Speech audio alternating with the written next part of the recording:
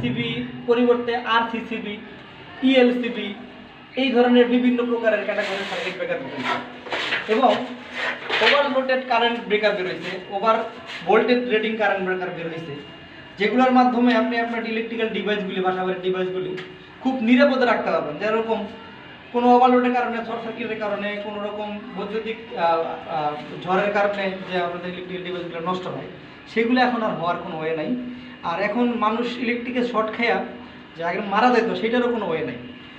তো এখন সেই ওয়ারিংগুলোর যে আমাদের ডিভাইসগুলো কি আগের ওয়ারিংয়ের সাথে লাগাইতে পারবো, অ্যাড করতে পারবো, নাকি নতুন করে ওয়ারিংয়ের কোনো সিস্টেম আছে, এইটা হচ্ছে কথা। সেটা হচ্ছে আপনার যদি আমরা ওই ডিভাইসগুলি ইউজ করতে চাই সেক্ষেত্রে আমাদের ওয়ারিংয়ের মধ্যে অনেক চেঞ্জ আনতে হবে, ওয়ারিংয়ের মধ্যে অনেক পরিবর্তন আনতে হবে। সেটার ব্যাপারে আমি আরও অন্যদিন আরও একটা ভিডিও বলবো যে কী ধরনের পরিবর্তন আনতে হবে সেই সার্কিট ব্রেকারগুলি ইউজ